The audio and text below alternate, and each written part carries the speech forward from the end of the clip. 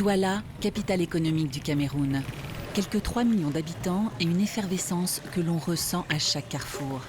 On parle d'un chômage de près de 30% de la population, touchant les femmes et les jeunes en priorité. C'est pour eux que Joseph Nono Kepatou, mandaté par son église, a créé le CAFRAD, Centre d'animation, de formation, de recherche et d'appui au développement, en 1994. Depuis, l'offre du CAFRAD n'a fait que s'adapter aux réalités d'une jeunesse en quête d'avenir.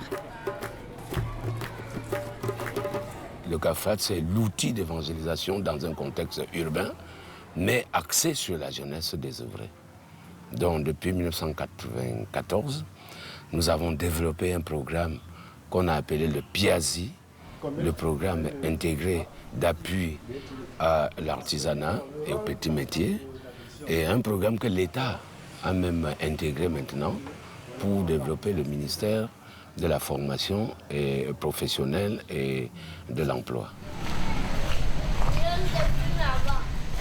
Mon travail au CAFRAD consiste à identifier les artisans formateurs capables de former les jeunes et d'accompagner les jeunes qui sollicitent les formations chez ces artisans-là. Je suis 28 apprenants. Pour les filles qui sont dans les métiers dont le secteur est fortement dominé par les hommes, comme notre jeune mécanicienne, le début de la formation est extrêmement difficile, mais c'est au fur et à mesure qu'elle s'est imposée et elle arrive même parfois à débloquer des situations que les garçons ne débloquent pas. J'ai choisi ce métier de mécanique parce que ça me passionne tellement. Oui, disons que je suis amoureuse de la mécanique en fait. Le CAFRAD, c'est un centre que je respecte beaucoup. Ils m'ont très bien accueillie quand je suis venue. J'ai senti cet engouement du métier que je semblais perdre un moment et ça m'a donné goût et vie de refaire ce métier et ça me plaît vraiment. Elle est ici pour une formation de 3 ans. Pour des pièces un peu plus pesantes, c'est un peu difficile pour elle, mais elle fait les efforts et demande des assistants en cas de demande de force physique. Lester, la clé à bougie. Elle n'a pas de salaire, elle apprend. Elle aura un certificat de fin d'apprentissage. Certainement avec un petit appui, un petit don, puisqu'on ne peut pas aussi tout faire pour rien. Dans le quartier populaire de Bépanda, où se trouvent ses bureaux, le CAFRAD a ouvert un garage. Plusieurs jeunes y suivent leur formation et c'est ici également que les apprenants dispersés dans les garages de Douala viennent recevoir les cours théoriques de mécanique automobile. La zone de contact dans le carburateur entre l'essence et l'air, comment est-ce qu'on appelle cette zone-là? Oui, Noël. Au garage, le véritable problème que je rencontre, c'est la discrimination.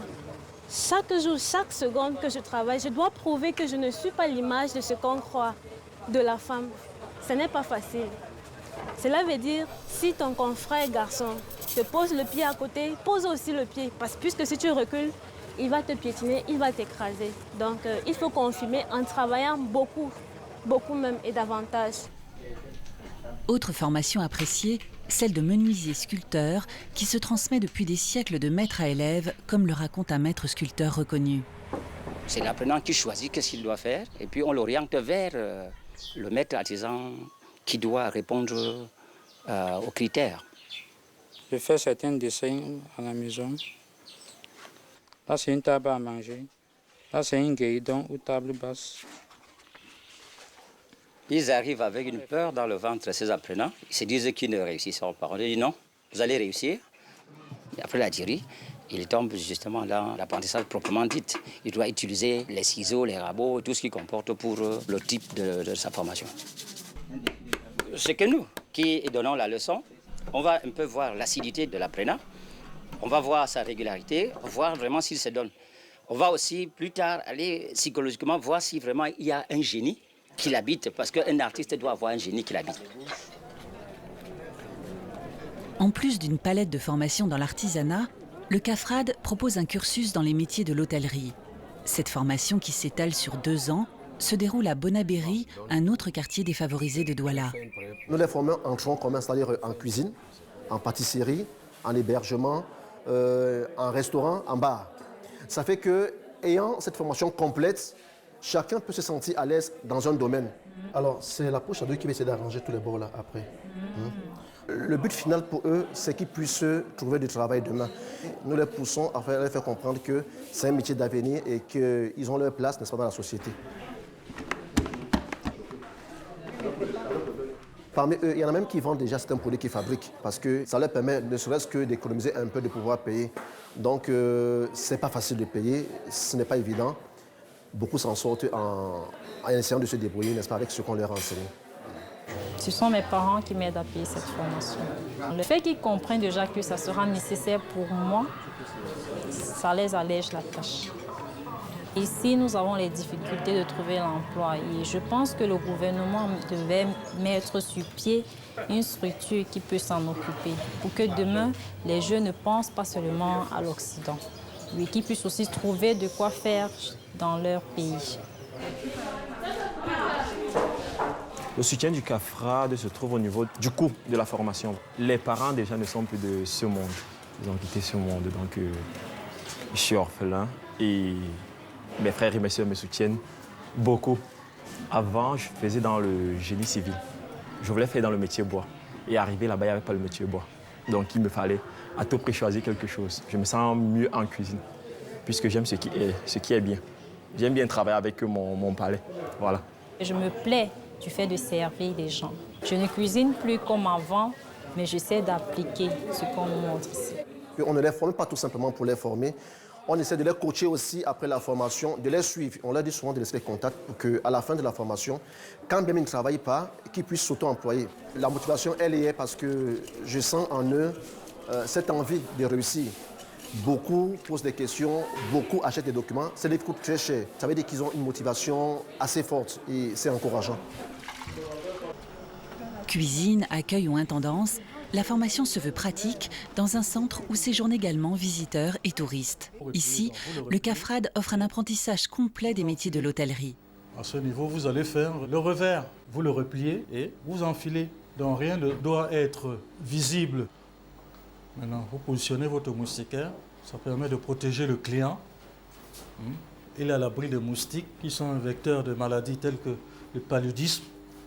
Il y a parmi les jeunes que nous suivons des jeunes qui n'ont plus confiance en la réalité des choses, les jeunes qui ont perdu la notion d'engagement, qui sont là à ne rien faire.